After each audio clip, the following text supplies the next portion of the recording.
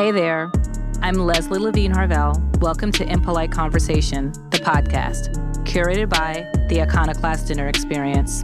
I believe the best way to explore a topic in depth is to view it through multiple lenses. Join us as we explore race, culture, and societal issues through the lens of industry experts, writers, cultural critics, and HBCU students. Thanks so much for joining us for IDE Impolite Conversation. I'm your host, Dr. Lezli Levine-Harvell, and we're continuing our journey through race. And as you know, we do how we do here at Impolite Conversation. We like to view a topic through multiple lenses and give you unique perspectives to consider. Have you ever heard of the phrase $5 Indian? Well, we're going to close out this theme by delving into $5 Indians. Those are the OGs of giving up that white card when it's convenient. They created the blueprint for that. So we'll discuss the origins of the term, contextualize it historically.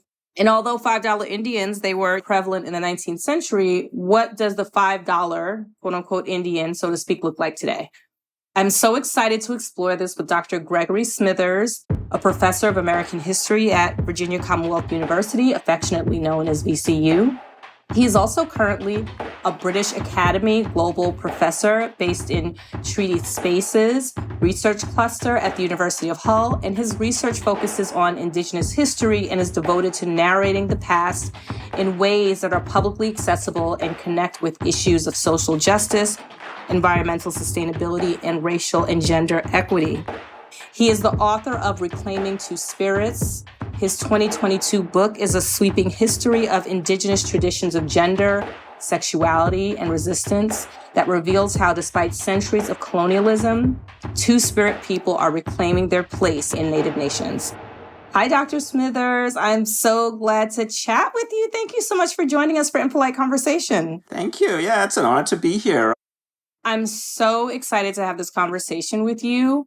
So obviously we're going to talk about the $5 Indian, the Dawes Act, but I wanted to start this conversation off actually by talking to you briefly about your book, Two Spirits, which demystifies gender and sexual identity of Native North Americans, right, pre-Columbus. And you share that hundreds of Indigenous communities across North America included people who identified as neither male nor female, and you use archaeological evidence, oral history, art, and your book explains how the architects of colonialism not only wrote this out of the history, but denigrated it. Yeah, I mean, it's a book that begins pre-Columbus and then continues, obviously, post so-called Columbian exchange and into the present. I knew it was going to be a book that would take time and to do it justice. And then I needed to talk with elders in the various communities that I talked to for the book. So I was really honored to be part of this process in a sort of small sense and to hopefully lend or shine some light on what is some really incredible work that's being done within Two-Spirit communities throughout Indian country and beyond. That's really fascinating. And I wanted to start out our conversation by highlighting not just some of the earliest ways in which settler colonialism, for lack of a better phrase, just did not get Native North American culture, but the harmful vestiges that we still see today, as you artfully detail in your book, which is one of the things that European colonialism, whether it was British or the Spanish, they could not wrap their minds around the notion of not subscribing to a gender binary. It was really hard for them to the point that it made them feel so angry. And the anger manifested itself in so many different ways, not just in physical violence and acts of genocide, but in the sort of psychological and cultural and economic manipulation and mistreatment of Indigenous communities. When Europeans arrive, Native Americans in many ways continue the same political and cultural traditions of checking out the Europeans and checking them out with a view to considering whether that we can adopt these people into our sort of sphere of influence for trade and political and cultural purposes or not, depending on how they respond to our overtures. But Europeans, for their part, really found it very difficult to let go of their cultural chauvinism.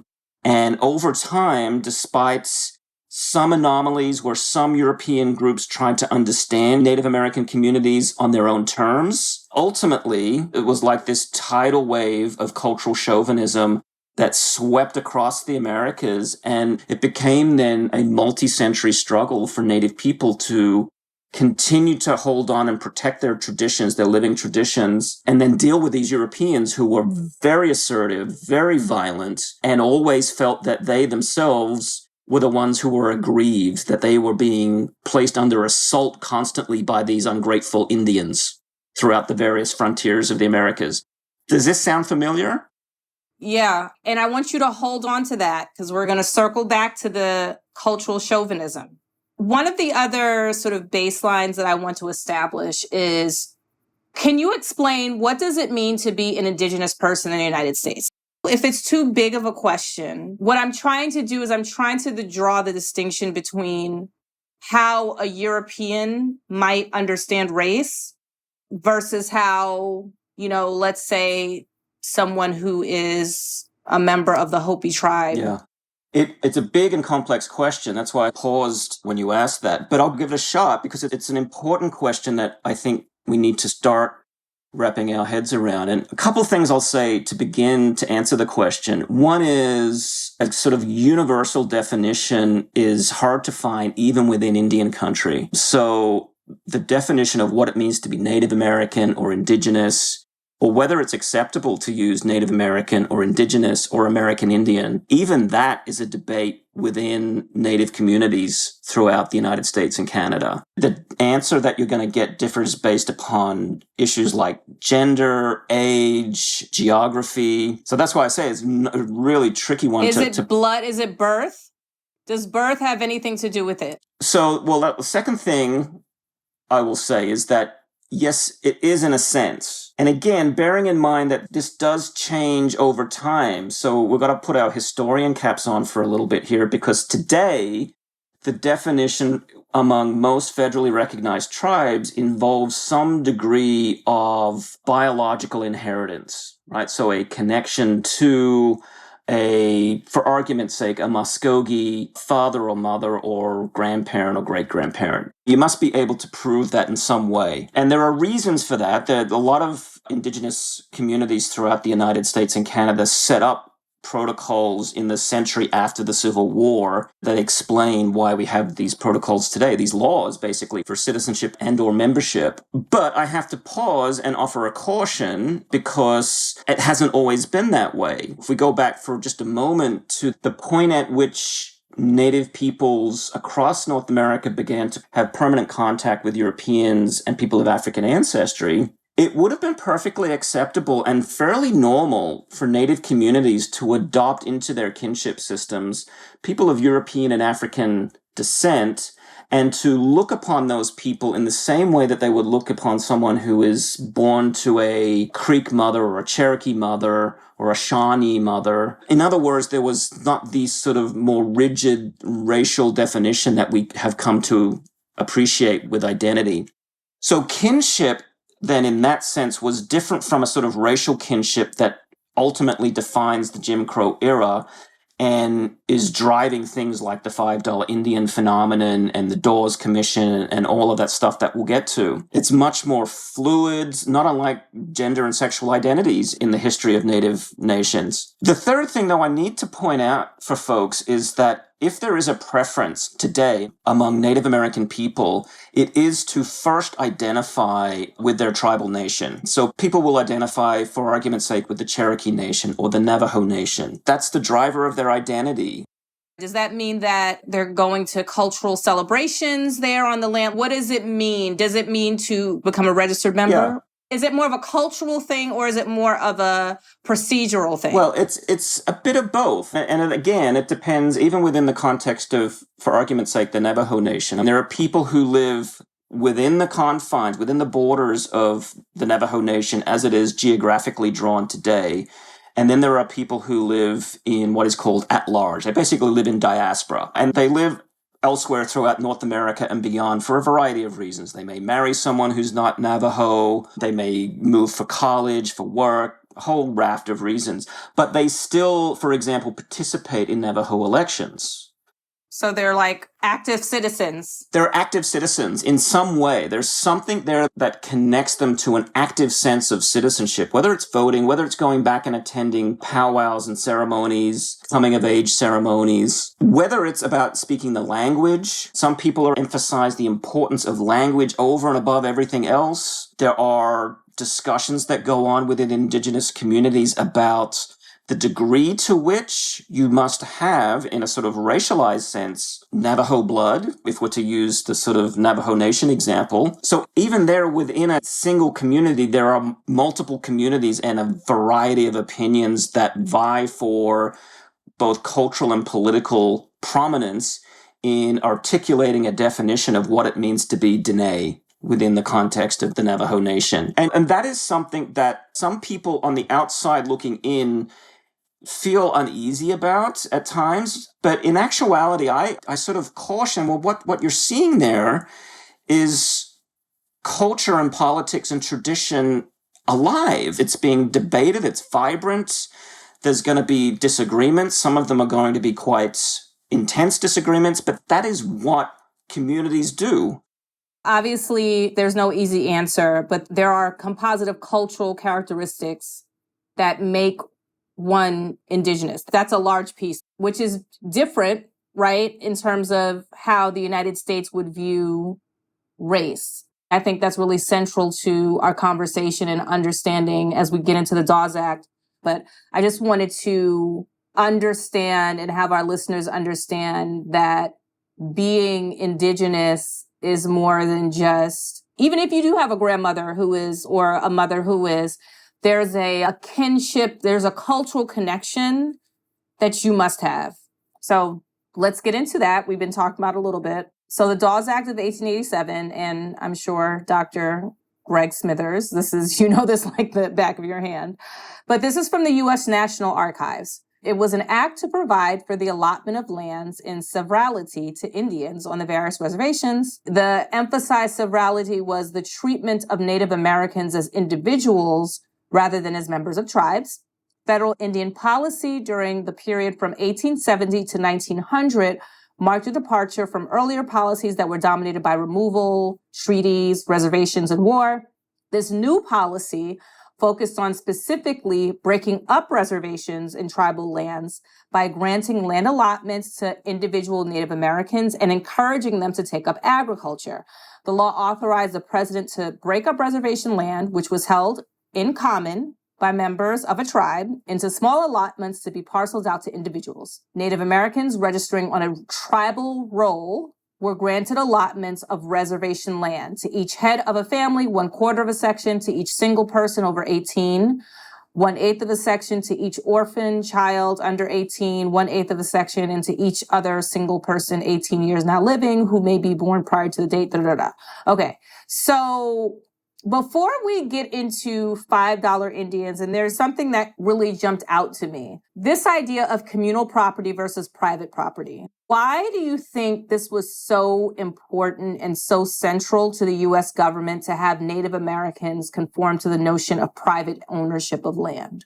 Oh, gosh, this goes back to before the United States was a glimmer in the eyes of our so-called founding fathers. This is at the core of English common law, this notion of fencing off and establishing individual or private property was considered the basis of what becomes a liberal democracy. In many ways, I mean, there's a long history to this. You could have a whole nother program dedicated to this legal political history of individual land ownership, because it's something that drove the English crazy when they went into Ireland and colonized Ireland, because Ireland had systems of land ownership that also included commons and communal distribution of resources that the English saw as something that was anathema to their understanding of what it meant to be a civilized society. This is a cornerstone of English common law, and it's then imposed upon Native Americans. Native Americans reject this repeatedly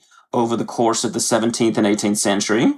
Why is private land ownership antithetical to the organizing principles of an Indigenous person's? Well, the central explanation for this is that Indigenous Americans have a communal understanding of land ownership. In fact, the idea of ownership, period, is something that's very strange to a Native epistemology. How do you own the land and the waters and the sky and the sun and all of these things? I mean, the taking and using for utilitarian purposes and commodifying for monetary purposes was something that was seen to be both anathema to a sort of basic understanding of how most Native communities incorporated land, water, etc., into notions of their storytelling, their kinship systems, their role as stewards for nurturing the well-being. You know, the land and the rivers and the beaches and the ocean fronts told stories. They spoke. They had an agency in and of themselves, and to cut them up, slice them up in the way that many Native peoples perceived Europeans doing was something that was committing an act of violence. It was an open act of invasion that many Indigenous communities in turn responded against with their own counterinsurgencies against the colonizers. So this is a really important point because we often talk in our classes and in our books and in movies about violence to Native American people, and we shouldn't shy away from that. But violence to Native American people also included violence to the land and to the waterways that themselves have their own unique agency that Native people respected. So when you begin to understand that worldview, you begin to understand why colonizers and members of Native nations came to loggerheads and in many cases violent clashes over the course of 17th, 18th century onwards. And that's why I kept pushing you to explain why this breaking up of land was so harmful. Because the Dawes Act, if you take it at face value, right, it was supposed to alleviate Indian poverty. This is a quote. But it's like a Trojan horse that's like transparent because it's like, okay, we're going to help you by taking something from you that is a part of literally who you are spiritually. We're going to break this all up, and we're doing this to help you. Well, actually, what you're getting at is one of the great traditions of white America, and that is historical amnesia. And I say that quite deliberately because not a generation or so before, between the 1820s and through the 1840s into the early 1850s, upwards of 100,000 Native American people were forcibly removed from their homelands east of the Mississippi, most famously the Cherokee, of course, but there were many, many other Native communities in the South, in what we know today as the Midwest and the Mid-Atlantic, who were forcibly removed. And the rationales given were not dissimilar to the rationales that are given for the Dawes Act and the subsequent Dawes Commission. That is, we need to teach these people agriculture. How ridiculous is this? Because we need to protect them. They taught them how to use the land when they came, but anyway. Absolutely. Some of these colonists wouldn't have survived if it wasn't for Native hospitality and Native foodways. That stood out to me too. When I saw that it was like, this is supposed to help them through them taking up agriculture, like what do you think they've been doing? There's this absurdity to it. We've got to protect Native Americans from aggressive and angry and violent conflicts on the quote-unquote frontiers. So all of the blame for hostilities that exist is placed upon Native communities. Just their mere presence is a cause for violence, that the solution is not to police and monitor and adjust the behaviors within colonizer communities. It is to clamp down and restrict even further Native people and Native communities. And then by the time we get to the era of the Dawes Act, this has come after about a decade or so of intense political discussions about the success of war that's going on across the plains, all these missionaries and social benevolent societies that are trying to assist Native people and Native children. This is all seen as sort of do-gooderism among most white Americans in the 1870s. And the government, lawmakers themselves, are really looking for a way to, A, end the system of treaties, which they do, We're done making treaties with Native people during this era. And they're looking to save money, government outlays, federal outlays on Indian affairs.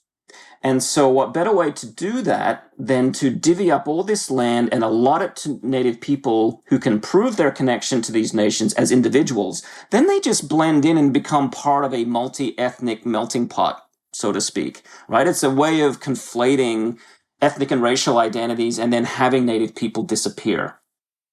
And then also, if I read this correctly, but in order to get on the tribal roll, you also could only identify with one tribe. Right. So what you're seeing is two things unfolding here. One is this sort of complex legal and social and cultural understanding of identity that Native communities have nurtured for centuries, and they're trying to make it work in this sort of modern legal sense. And then on the other hand, you've got American officials, lawmakers, who are ostensibly the new guardians of American settler colonialism. And what settler colonial lawmaking has always done, as it is doing now in the 1880s, is it's trying to centralize and make easier for the administrators of settler colonial policy the policing of Indigenous people who are a problem to the sort of unmitigated economic and territorial expansion of American empire at the end of the 19th century.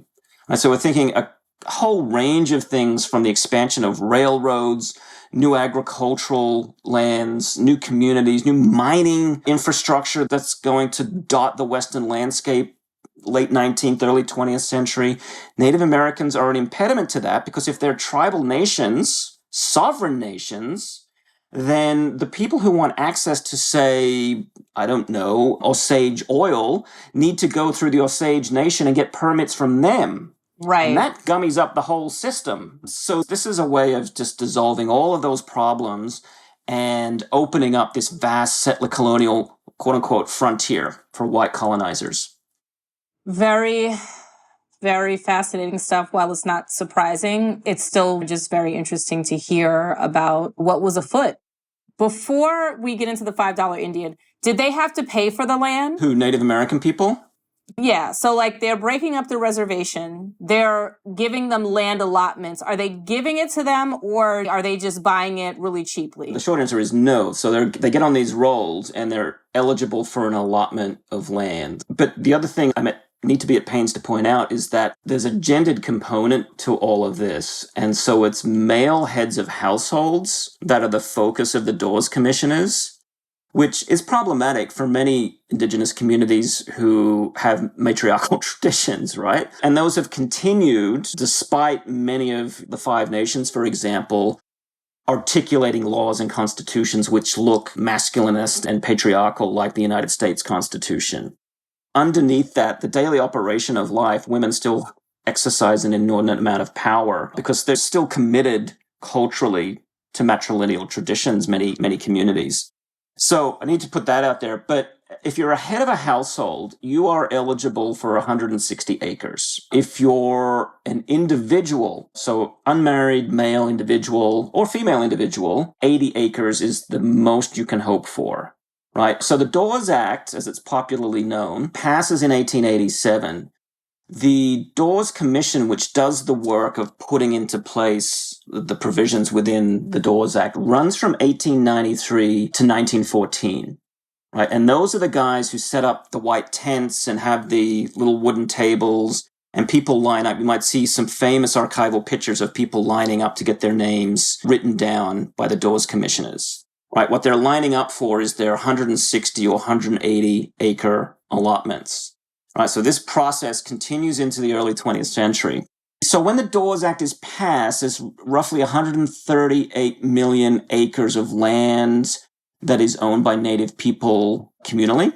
By the 1930s, I want to say 1932, roughly 2/3 of that land is now in the hands of white Americans. Right, so you can see this massive redistribution of wealth that has taken place over the course of, a generation and a half or so. Before we get into that, I just want to know, are there any other conditions that came with accepting the allotment of land that I've not brought up? There's a few. I mean, you have to be able to demonstrate, the most obvious is your connection to tribal membership. So you have to be an existing member of a tribal nation. And there are a lot of people who struggle to either establish that connection because they've moved off into diaspora for a variety of reasons. So as a result of that, there's often a lacking paper trail, which is ostensibly the hard evidence that you need to demonstrate your identity as a Choctaw or Cherokee or whatever the case may be. There are some internal politics that go on among the nations in lobbying commissioners and so forth, and some of that has been dealt with by historians over the past, I'd say, decade and a half or so. And I wrote a book a few years back called The Cherokee Diaspora that delved into the work of the Cherokee Citizenship Commission, which looked an awful lot like aspects of the Dawes Commission and sort of targeting certain groups of people for disenrollment or refusing their citizenship claims.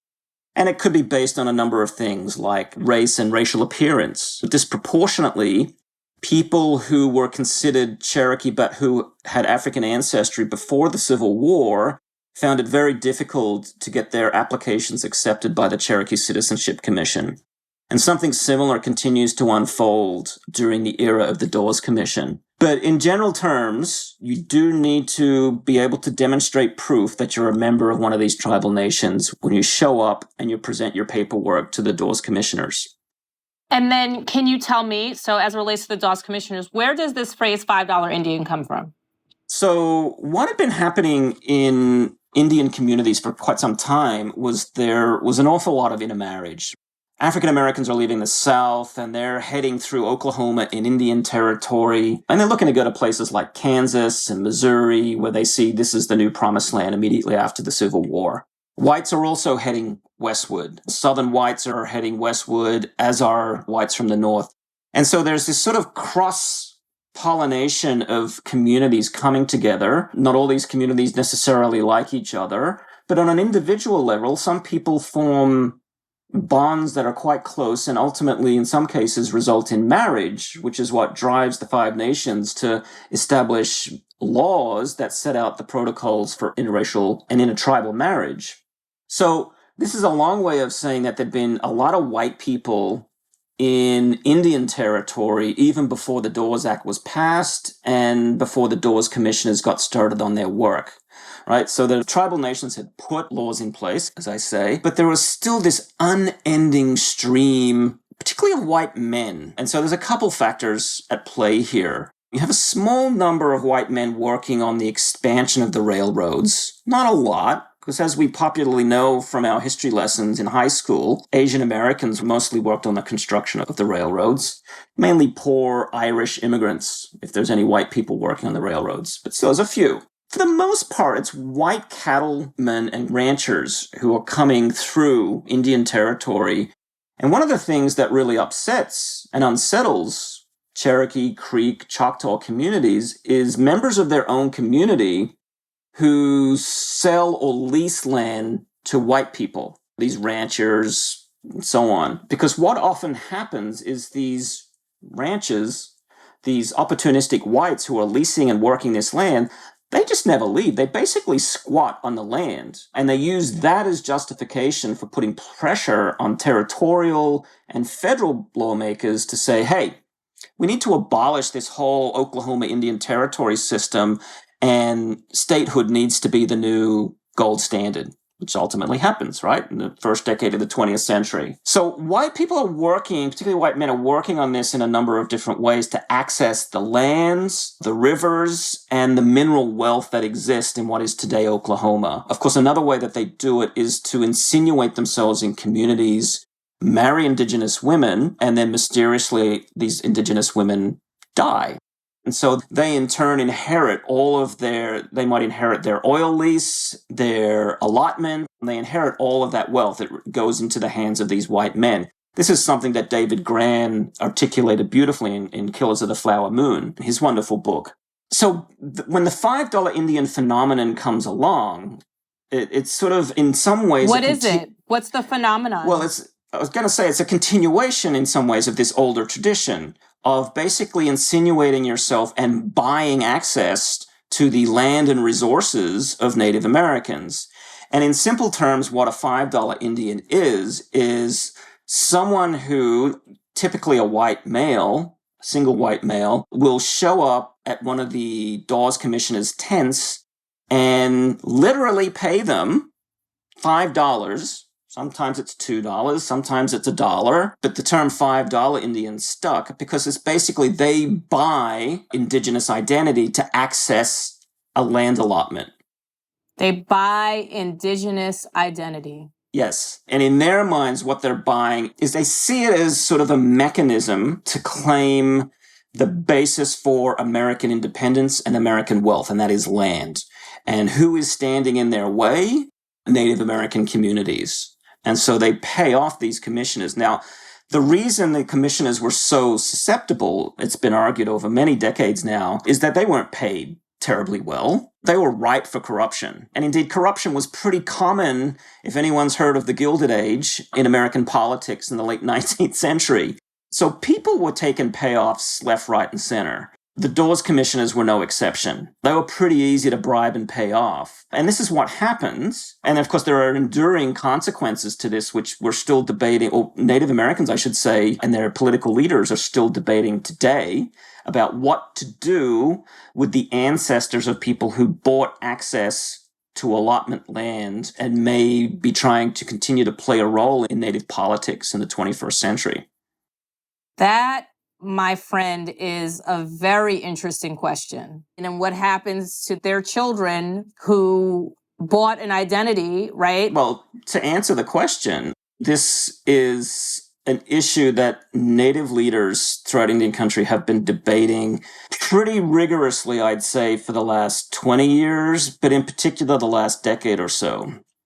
Part of what's driven that has been the incredible rise or increase in population of Native American people on the census. And this in turn has been driven by the ability of people to self-identify.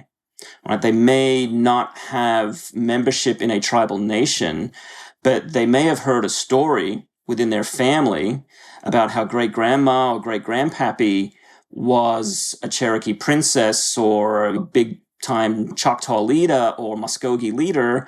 And so this qualifies them as identifying as Choctaw, Creek, or Cherokee, or whatever the case may be. And so that issue of self-identification is led to a level of rising consciousness among Native leaders that this could potentially become a problem if some of these people lay claim, as sometimes happens, to the resources of our nation. And then as a corollary of that, what has happened is a re-examination of tribal roles particularly over the last decade, as I mentioned, where tribal genealogists and demographers are going back over the base roles of the various Native nations that were collected during the late 19th and early 20th centuries and trying to figure out who on those roles bought access to tribal citizenship, who on those roles are actually white and not Native and have no real connection to Native community, language, or Native genealogy. That actually is something that has caused an enormous amount of debate and division within Native communities because there's a concern among some